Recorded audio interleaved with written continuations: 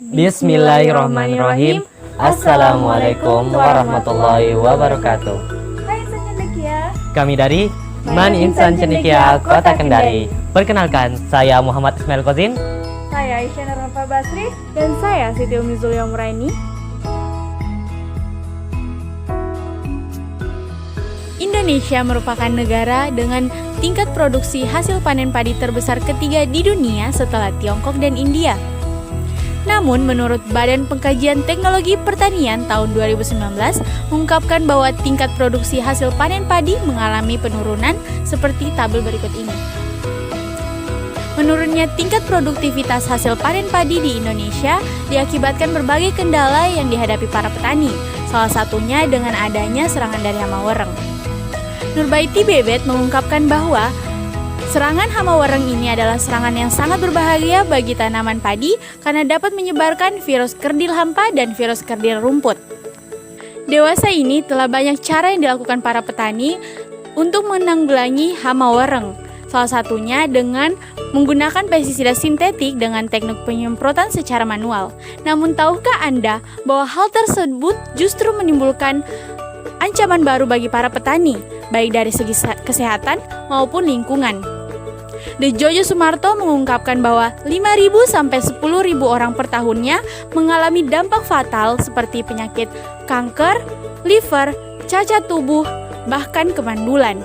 Retno Andriani juga menambahkan bahwa dampak buruknya bagi lingkungan yaitu pencemaran air dan tanah, pencemaran udara, timbulnya hama resisten, timbulnya hama sekunder, dan kerusakan ekosistem. Peraturan Pemerintah Republik Indonesia Nomor 6 Tahun 1995 Pasal 19 mengungkapkan bahwa penggunaan pestisida dalam rangka pengendalian organisme pengganggu tumbuhan merupakan alternatif terakhir dan dampak negatif yang ditimbulkan harus ditekankan seminimal mungkin. Oleh karena itu, sahabatku Insan Cendekia, kita memerlukan alternatif lain seperti biopestisida. Skuman dan Darcy mengungkapkan bahwa biopestisida adalah senyawa organik atau mikroba antagonis yang dapat membunuh hama dan penyakit tanaman. Kulit biji kacang mete dan kulit pisang kepok merupakan tumbuhan yang dapat digunakan sebagai biopestisida. Nah, dengan masuknya kita di era revolusi industri 4.0 yang dimana menurut Fauzan tahun 2018 menyatakan bahwa era revolusi industri 4.0 yang dimana masyarakatnya terus maju dan berkembang. Nah, automatic sprayer ini muncul sebagai aplikasi atau penerapan alternatif pengganti penyemprotan manual. Nah, dari latar belakang tersebut, izinkanlah kami dengan bangga mempersembahkan Smart Biopesticide Extra kulit 5 biji kacang mete dan kulit pisang kepok pembasmi hama wereng pada tanaman padi dengan teknologi automatic sprayer. Provinsi Sulawesi Tenggara menjadikan kacang mete sebagai sumber perekonomian andalan dengan tingkat produksi nasional sebesar 24,85%.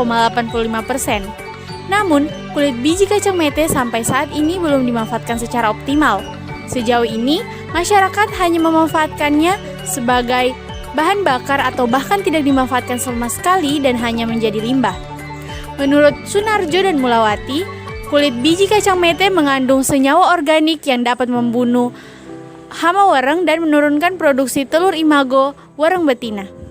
Namun tahukah kalian di dalam kulit biji kacang mete mengandung senyawa asam anakardat yang dapat menghambat kerja enzim prostaglandin sintetase, yaitu enzim yang bekerja dalam fisiologis dan reproduksi serangga. Selain itu, asam anakardat juga bersifat antividan penolak makan dan repelen penolak serangga. Produksi pisang kepok di Provinsi Sulawesi Tenggara pada tahun 2017 tercatat mencapai 200.495 kuintal. Sebagian dari hasil produksi tersebut dimanfaatkan masyarakat menjadi berbagai olahan makanan seperti gorengan, bolu kukus, dan keripik pisang. Hal tersebut menunjukkan tingginya minat masyarakat terhadap pisang kepok. Namun, masyarakat tidak memikirkan dampak dari kulit pisang kepok yang akan menjadi limbah. Menurut Supriyanti, pisang kepok mengandung senyawa metabolit sekunder yang dapat berpotensi sebagai biopestisida seperti flavonoid dan tanin. Selanjutnya, kandungan dalam kulit pisang kepok terdapat senyawa metabolit sekunder yaitu flavonoid dan tanin. Flavonoid dapat menurunkan nafsu makan pada serangga dan tanin berperan sebagai anti nutrien dan penghambat enzim yang akan menurunkan respon terhadap gula darah pada serangga. Adapun tujuan dari penelitian ini adalah yang pertama, untuk mengetahui kandungan senyawa yang terdapat pada ekstrak kulit biji kacang mete dan kulit pisang kepok sebagai biopestisida. Dan yang kedua ialah untuk mengetahui potensi yang terkandung dalam ekstrak kulit biji kacang mete dan kulit pisang kepok sebagai biopestisida bagi hama wereng. Dan yang ketiga ialah menemukan metode yang efektif dan efisien pengganti penyemprotan manual. Adapun manfaat dari penelitian ini, yang pertama ialah menjadi solusi bagi petani dalam membasmi hama wereng. Dan yang kedua ialah sebagai membantu para petani dalam mengefisiensikan waktu dan tenaga dalam bertani. Dan yang ketiga ialah sebagai media pengembangan teknologi di bidang pertanian yang bermanfaat untuk para petani. Penelitian ini bersumber dari data sekunder yang diperoleh dari studi pustaka yang berhubungan dengan karya tulis ilmiah dan data primer yang diperoleh dari hasil penelitian. Kemudian untuk tempat penelitian ini dilakukan di Laboratorium Man Insan Cendekia, Kota Kendari yang beralamat di Jalan Insan Cendekia nomor 16, Kelurahan Baruga, Kecamatan Baruga, pada tanggal 7 Januari 2020 sampai dengan 15 Februari 2020. Selanjutnya masuk ke tahap pembuatan biopestisida. Yang pertama mengumpulkan kulit biji kacang mete dan kulit pisang kepok. Selanjutnya melakukan pengeringan selama 1 minggu, gunanya untuk mengurangi kadar air yang akan menyebabkan kerusakan pada sampel. Selanjutnya melakukan penghalusan menggunakan blender, kemudian pengukuran yaitu sebanyak 100 gram sampel akan dilarutkan dengan 500 ml pelarut. Kemudian melakukan ekstraksi dengan metode maserasi, yaitu metode dengan merendam sampel di dalam larutan yang sama atau mirip sifatnya dengan senyawa yang akan dicari. Selanjutnya, didiamkan di suhu ruangan selama 2 kali 24 jam, kemudian disaring dari sisa sampel, dan untuk meyakinkan adanya kandungan senyawa asam anakardat dan flavonoid, juga tanin, akan dilakukan analisis, uji fitokimia, dan uji kromatografi lapis tipis. Adapun metodologi penelitian pada automatic sprayer yang pertama ialah tahap simulasi, di mana pada tahap simulasi ini kami merakit semua komponen-komponen alat menjadi satu. Kemudian dilakukanlah simulasi dengan tujuan agar kita mengetahui apakah komponen tersebut telah terhubung dengan benar. Yang kedua ialah tahap mendesain dan pembuatan prototipe. Nah, dalam proses ini dilakukan pendesainan terhadap prototipe, yang dimana prototipe tersebut berukuran 20 kali 30 cm. Kemudian yang ketiga ialah pengujian dan analisis sistem, di mana pada tahap ini dilakukan simulasi tahap 2, yang dimana setelah pembuatan prototipe dilakukan simulasi agar kita mengetahui apakah semua komponen alat telah terhubung dengan baik dan benar setelah dilakukan proses pembuatan prototipe. Hasil uji fitokimia kulit pisang kepok. Yang pertama, untuk senyawa flavonoid dinyatakan positif apabila terjadi perubahan warna menjadi jingga atau merah setelah ada penambahan HCl dan pita Mg. Kemudian untuk hasil dari tanin, diperoleh hasil positif tanin apabila terjadi perubahan warna dalam ekstrak menjadi kehitaman setelah ditambahkan FeCl3 1%. Dari hasil uji kromatografi lapis tipis atau KLT ditemukan senyawa asam anakardat dengan adanya bercak yang menunjukkan nilai RF 0,938. Kemudian ditemukan juga senyawa flavonoid dengan adanya bercak yang menunjukkan nilai RF 0,84 sesuai dengan penelitian Rani tahun 2019 yang menunjukkan bahwa nilai RF dari senyawa flavonoid yaitu 0,84. Kemudian ditemukan juga senyawa tanin dengan nilai RF 0,81 sesuai dengan penelitian Mukholifa tahun 2014 yang menunjukkan bahwa nilai RF dari senyawa tanin yaitu 0,81.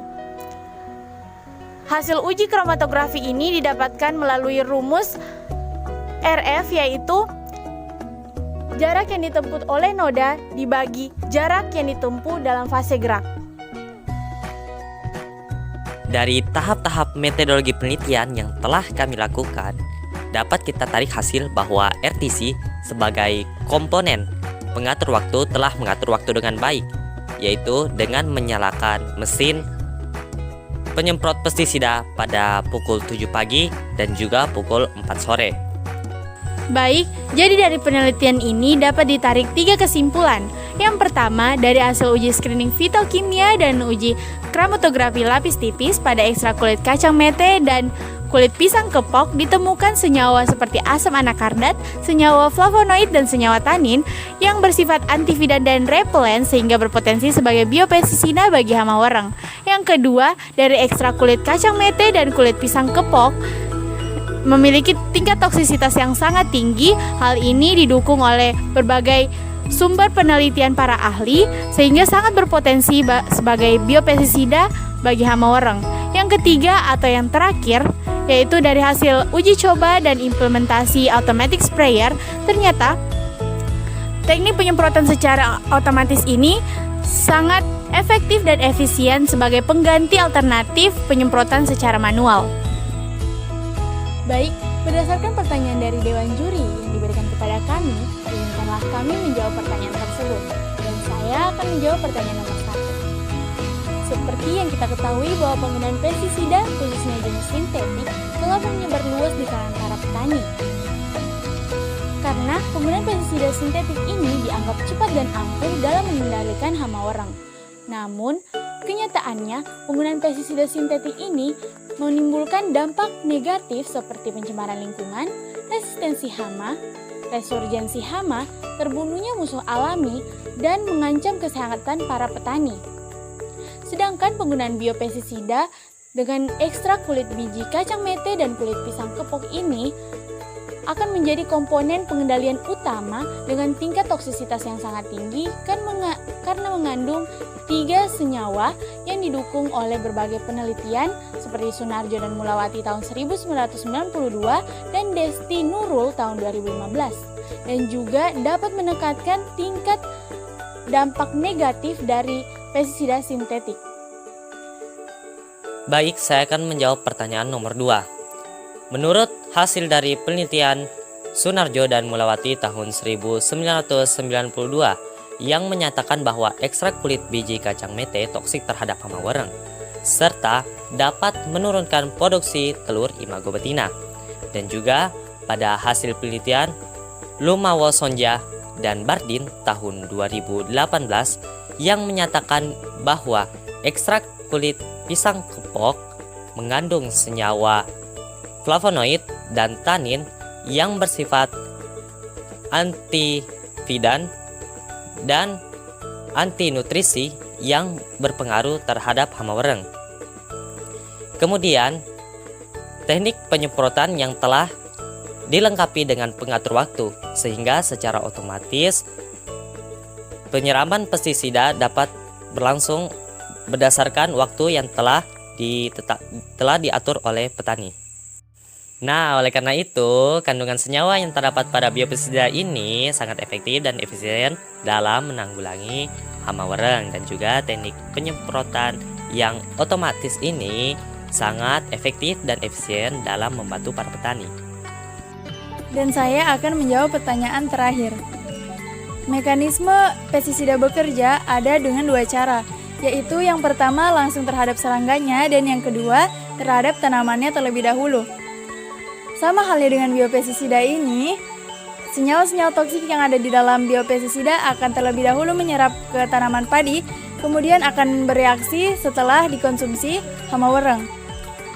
Senyawa-senyawa yang toksik ini hanya akan bereaksi terhadap hama wereng saja dan tidak menimbulkan efek negatif terhadap tanaman padi dan juga manusia yang mengonsumsi tanaman padi tersebut. Sekian dari kami, terima kasih. Wassalamualaikum warahmatullahi wabarakatuh.